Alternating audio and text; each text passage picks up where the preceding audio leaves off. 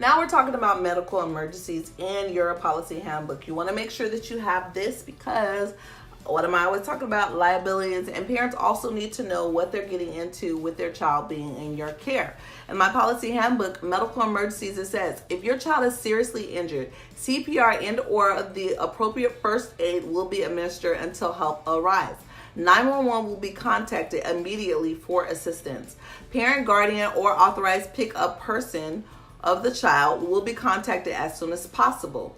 Information given in your enrollment packet will be used at that time. Please remember to keep your child's records updated. If your child's condition requires urgent medical attention, an ambulance will be called to transport the child to the casualty section of the hospital, and the child's parents will be contacted and advised to meet the child there. If the condition of the child is not urgent, but nonetheless requires medical attention, for example, cut, which is no longer bleeding but may need stitches, then every effort will be made to contact the child's parent so they may come and take the child to the hospital or to a medical practitioner. However, if the child's parents are not reachable, the next person or authorized person on the pickup list will be contacted. If they cannot be reached, then an ambulance will be called to take the child to the hospital. Children will not ever be transported in a staff member's car under any circumstances. And I only had one ever, but I just wanted to make sure you know it's ever.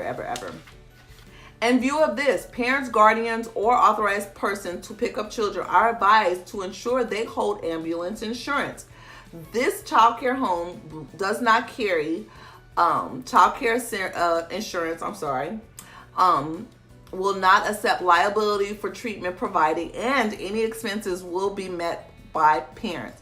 Please note undertakings already given on the registration form for emergency procedures.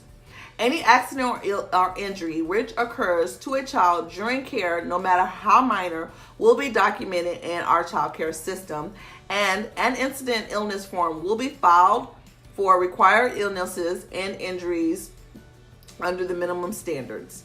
Staff will inform parents of any accidents, injuries, either by phone and at pickup time, and parents will be required to sign a form to acknowledge that they have been informed of the accident and injury to their child. In the event of a child's injury involving a bump or anything to the head or the teeth, parent will be contacted immediately by phone to allow the parent to assess the situation and have consultation with staff. I feel like that was like a mouthful, but a lot of good information in there because you want to make sure that all areas are covered. So I feel like I said a lot, but you want to make sure that you're protected, the children are protected, the parents are protected.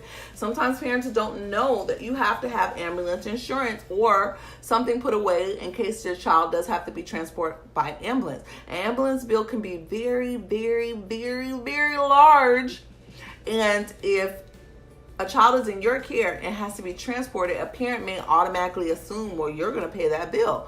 And you need to let them know in the policy handbook that unfortunately accidents are going to happen. We do not have ambulance insurance. We do not have the medical insurance for your children. And so it's really important. Now, you guys are going to ask me questions about, well, do you hold insurance? Yes, I do hold insurance in my home child care in case something does happen big. Not medical insurance, not ambulance insurance, but just regular insurance. And basically, I do put that in my policy handbook as well. And that's for legal. That's for legal problems. You know, if someone wants to sue me, I have that stash. And I do pay a company for that insurance. I will have a separate video on that, so you will know importance of having insurance. And if you don't, you need to put, well, in the state of Texas, it's required. In your policy handbook, it needs to state that you do not have insurance, so that parents will know that, hey, if my child gets injured here, there's a possibility that I can't get money from this place, or, you know, they'll know which way to go if they choose to stay in care with you. So make sure you have all that information in there. I feel like I'm like, so make sure you have that information in there for parents to be able to make a great informed decision.